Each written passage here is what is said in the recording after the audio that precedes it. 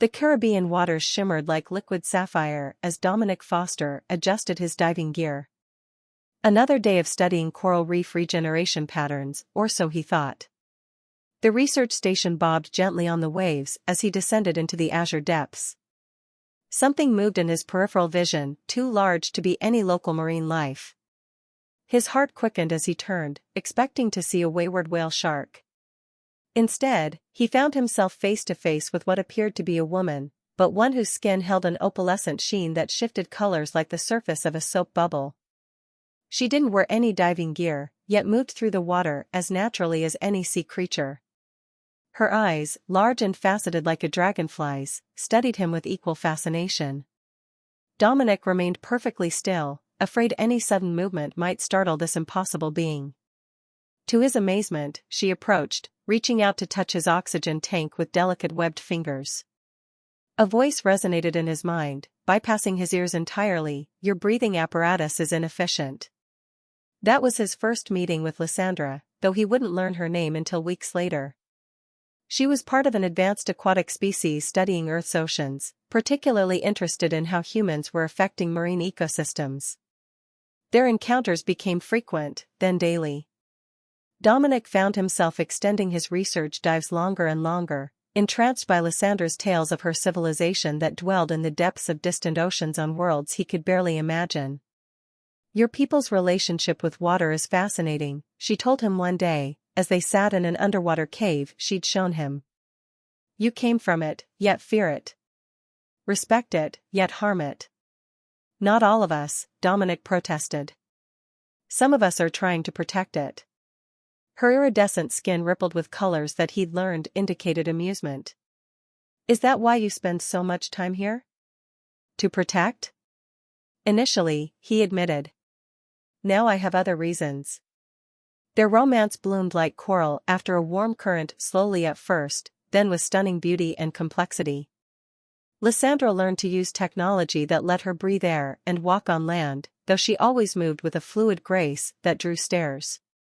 The research station staff accepted her presence with surprising ease, chalking up her unusual appearance to some rare genetic condition. Dominic knew better but kept her secret, understanding the implications of revealing the existence of an advanced alien civilization. Their happiness seemed perfect, until the day Lysandra's skin turned a deep, troubled indigo. "My people have recalled all research teams," she told him. "They believe Earth's governments are growing too close to discovering us. We must leave." Dominic's world crashed around him. "Take me with you," he pleaded. "I can't. Our worlds are too different. You wouldn't survive in my city's pressures." Her colors shifted to a soft, sorrowful blue. "But I leave you something of both our worlds." She placed his hand on her abdomen, and Dominic felt a slight movement. His eyes widened in disbelief. "How?" "Our scientists never thought it possible," she said. "But we've always been adaptable. Promise me you'll protect her. Teach her both sides of her heritage." "Her?" "Yes. She'll be a daughter. She'll need you to show her the beauty of both worlds she comes from." Lysandra's skin rippled with determination. "Promise me, Dominic." "I promise," he whispered, his voice thick with emotion. "But why can't you stay? We could hide, protect her together." Lysandra's colors darkened. "My people's laws are absolute. I've already broken too many by allowing this attachment. They're watching now. If I don't return." She left the threat unspoken. That night, as they stood on the beach under a star-filled sky, Lysandra kissed him one last time. Her skin glowed with all the colors of the aurora as she walked into the waves. Dominic watched until the bioluminescent trail of her passage faded into the deep. 9 months later, he held their daughter, marveling at how her tiny skin shifted colors with her cries. He named her Coralia, for the reefs where he'd first met her mother. As she gripped his finger with tiny webbed hands, he made his promise again. "I'll protect you," he whispered. "And someday, we'll find her. Together." Raising a half-alien child proved more challenging than Dominic had imagined.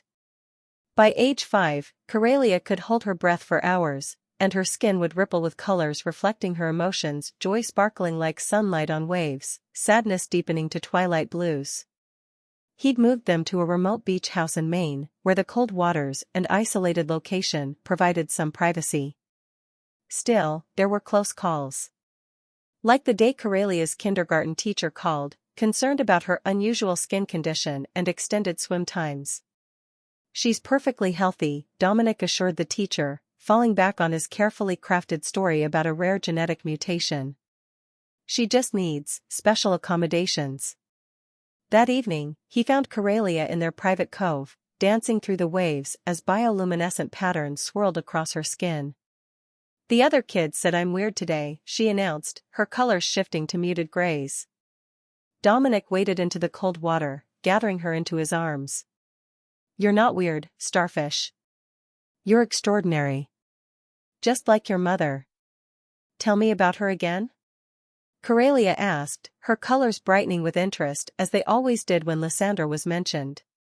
"She was the most beautiful being I'd ever seen," Dominic began their familiar ritual.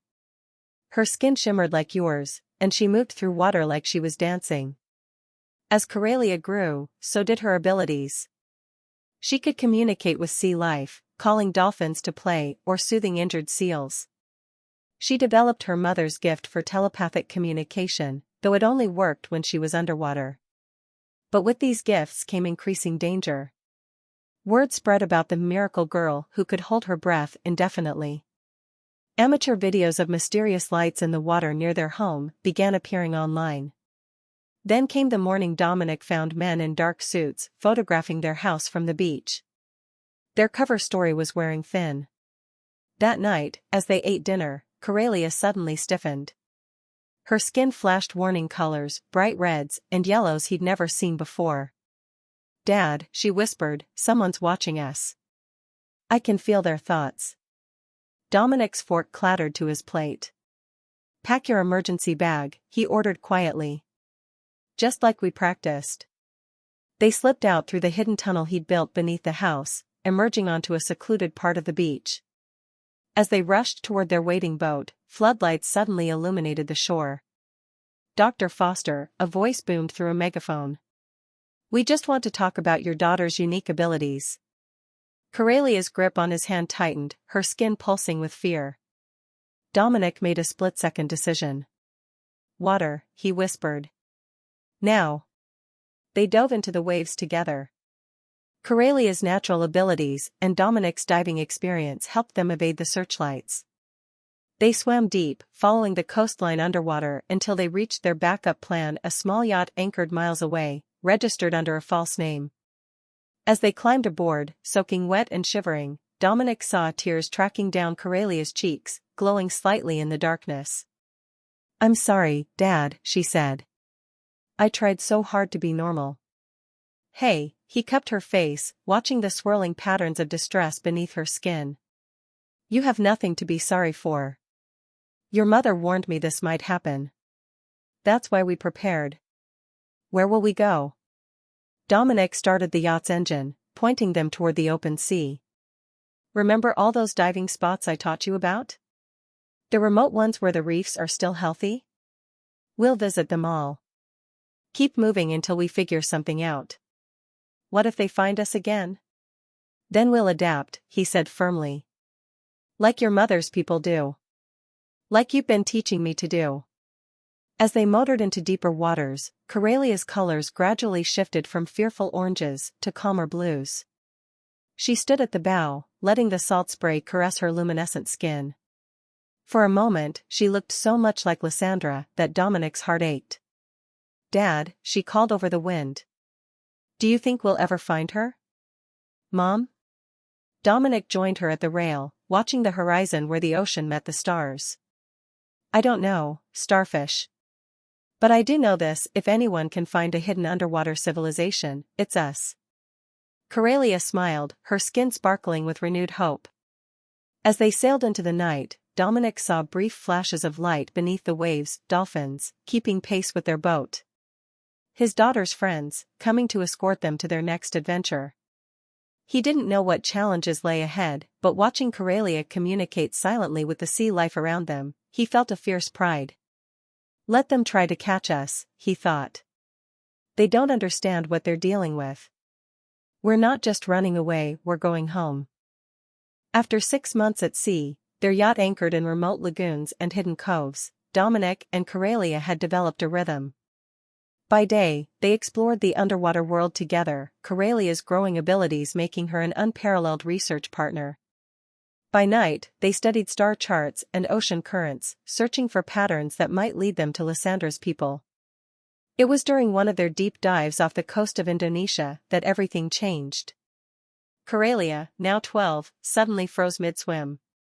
Her skin flashed with patterns Dominic had never seen, complex swirls of deep purple and electric blue. Dad, her telepathic voice rang in his mind, clearer than ever underwater. I can hear them. Not Mom, but others. Like her. Dominic's heart raced behind his breathing apparatus. Where? Corellia pointed toward the deep ocean trench ahead. Down. Way down. They're arguing about something. Her face scrunched in concentration. About us. Before Dominic could respond, a sound like singing filled the water, but not like any whale song he'd ever heard. A shimmer appeared in the water, and suddenly they were surrounded by beings like Lysandra.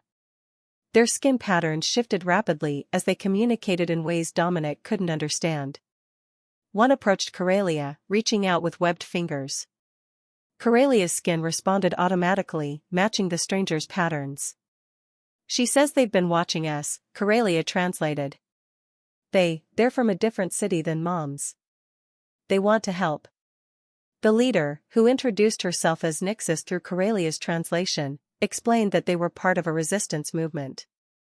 Lysandra's disappearance had sparked debate among their people about contact with surface dwellers. Some, like Nixis's group, believed isolation had gone on too long. They can take us to their city, Corellia said excitedly. They have technology that will let you breathe underwater, Dad. Dominic hesitated. Can they take us to your mother? Nixis's colors darkened. Through Corellia, she explained that Lysandra was being held in the capital city, accused of endangering their civilization by creating a hybrid child. The resistance had been trying to free her, but security was too tight. Then that's where we need to go, Dominic said firmly. Nixis's patterns swirled with concern. Their city was safer, she argued through Corellia. The capital would be too dangerous for a surface dweller and a hybrid child. But we can help. Corellia protested, her skin flashing with determination. I'm getting stronger every day. I can sense things farther away, communicate better. And Dad? Dad knows more about Earth's oceans than anyone. We could be valuable to your resistance. Dominic watched the silent conversation of colors between his daughter and the aquatic beings. She was right, she grew more powerful daily. Sometimes he caught her moving water with her mind, or speaking to creatures he couldn't even see. Finally, Nixis nodded. Her people would help them reach the capital, but first, they needed to prepare. The pressure at those depths would kill Dominic without significant biological modifications. It will hurt, Corellia translated hesitantly. The changes they need to make to your body. I don't care, Dominic said. I promised your mother I'd protect you. I can't do that if I can't follow where you need to go. The next weeks were agony as Dominic's body was slowly adapted to deep-sea conditions. Corellia stayed by his side, her skin pulsing with soothing patterns she'd learned from Nixis. She was training too, learning to control her abilities, to shield her thoughts from hostile telepaths, to navigate the complex political currents of her mother's people. When Dominic finally emerged from the transformation, he felt reborn. He could breathe water as easily as air, see in the darkest depths, withstand crushing pressures. His skin didn't shift colors like theirs, but he could feel the vibrations of their communications. Ready to go save Mom? Corellia asked, her patterns dancing with excitement. Dominic flexed his newly webbed fingers. Lead the way, starfish. As they descended into the abyss with their new allies, bioluminescent patterns lighting their way, Dominic reflected on how far they'd come from that first meeting in the Caribbean. He'd fallen in love with an alien in the shallow waters, now he was becoming one himself in the deep. Whatever waited in the capital city, they would face it together, no longer running, but swimming straight toward their destiny. The deep-sea capital of Lemuria took Dominic's breath away, though he no longer needed to breathe in the conventional sense. Massive structures of living crystal rose from the ocean floor, their bioluminescent surfaces pulsing with information and energy. Schools of engineered sea life carried inhabitants through graceful arches, while advanced submarines glided between spires. "It's beautiful," Corelia whispered in his mind, her skin shimmering with awe. Even after 2 months of training with Nixus's people, she'd never seen anything like this. "And dangerous," Nixus reminded them, her patterns shifting to warning colors. "The Council's guards are everywhere. They can detect unauthorized thought patterns." They'd planned this infiltration carefully. Corelia's hybrid nature actually worked in their favor, her thought patterns were unique enough to confuse the telepathic security grid. Dominic, still adapting to his transformation, was effectively invisible to their scans. The Resistance had infiltrators in place throughout the city. One by one, they moved through pre-arranged checkpoints, a merchant's shop here, a maintenance tunnel there. Each time, Corelia would reach out with her abilities, scanning for pursuit, while Dominic watched their backs with his enhanced vision. They learned more about Lysandra's situation from whispered conversations and fleeting thought patterns. She was being held in the Citadel of Justice, a towering spire of black crystal at the city's heart. The Council had made an example of her, using her betrayal to justify stricter isolation policies. But she has supporters, their contact Varen told them as they hid in an abandoned water filtration plant. Many question the wisdom of complete isolation. Some even see Corelia as proof that cooperation with surface dwellers is possible. Is that why they haven't? Dominic couldn't finish the thought. Executed her? Varen's colors rippled sympathetically. They can't. She's too valuable as a political prisoner. And she's one of our foremost marine scientists. They still need her knowledge. As they neared the Citadel, Corelia suddenly grabbed Dominic's arm. Her skin had gone almost transparent, something he'd never seen before. "Dad," she gasped. "I can feel her. Mom, she knows we're here." The realization hit him, if Corelia could sense Lysandra, then Lysandra could sense them. Their element of surprise was gone. Almost immediately, alarms began pulsing through the water. Guards streamed from the Citadel, their skin patterns rigid with military discipline. "We need a new plan," Nixus started to say, but Corelia was already moving. She shot upward, her skin blazing with light. The guards turned to track her, instinctively broadcasting their movements telepathically. Dominic felt the surge of power as his daughter did something extraordinary. She caught their telepathic signals and reflected them back, amplified and scrambled. The guards clutched their heads, their colors chaotic with confusion. Nixus and her resistance fighters seized the moment, rushing forward to engage them. "Now, Dad," Corelia called. While they're distracted, they slipped past the battle, into the Citadel. Corelia led the way, following her telepathic connection to Lysandra. They encountered more guards, but between Dominic's new abilities and Corelia's growing powers, they fought their way through. Finally, they reached a sealed chamber near the Citadel's peak. Dominic's enhanced hearing picked up movement inside. Corelia pressed her hand to the door, her skin synchronizing with its bioelectric lock. The door dissolved, and there she was. Lysandra looked exactly as Dominic remembered, though her skin patterns were muted from long imprisonment. She stared at them in wonder, especially at Corelia, who she hadn't seen since before birth. "My little one," she whispered both aloud and in their minds. "You're so beautiful." Their reunion was cut short by the sound of approaching forces. Lysandra's colors shifted to urgent patterns. "The Council is coming. They'll seal the entire Citadel."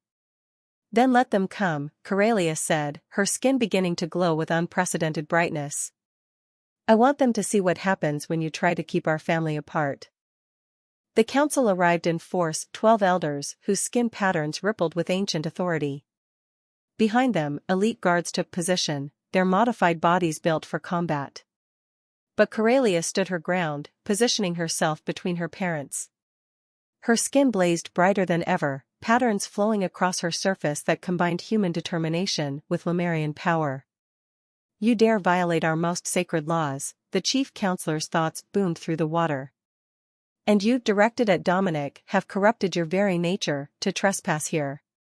No, Dominic responded, his transformed vocal cords producing perfect Lemurian tones. I adapted. Just as your people have always done. Just as life itself does. Look at her, Lysandra added, gesturing to Corellia. Our daughter is not a violation, she's evolution. She's proof that we can grow beyond our fears.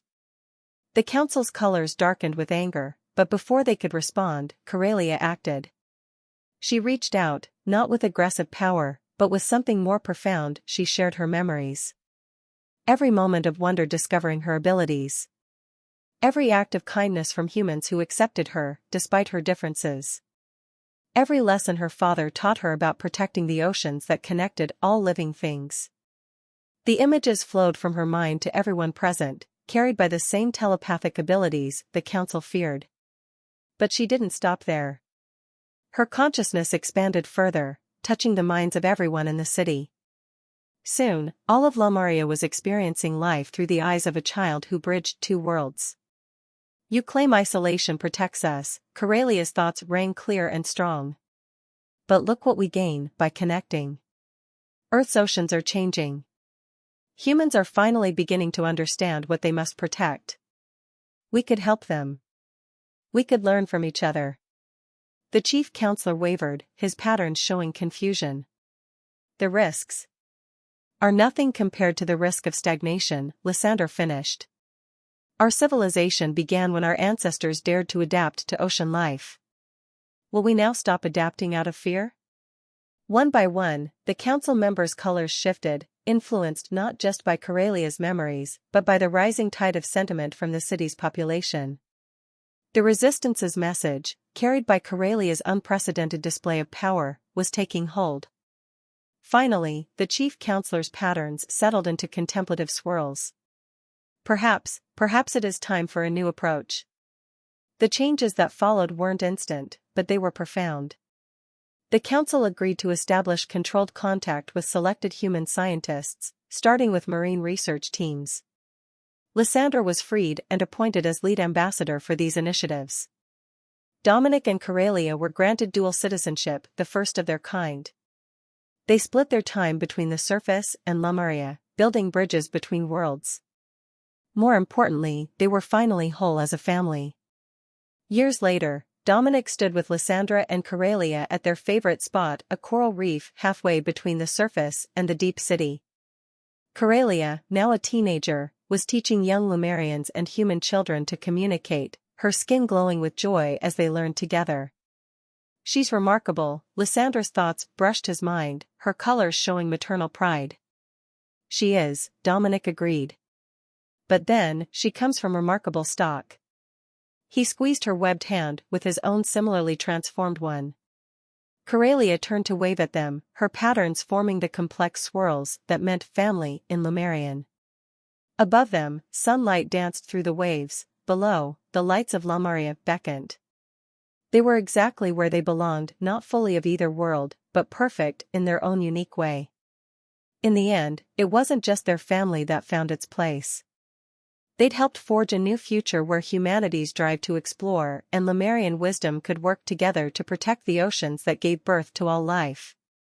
The stars that had once seemed so distant now felt within reach, as two civilizations learned to reach for them together.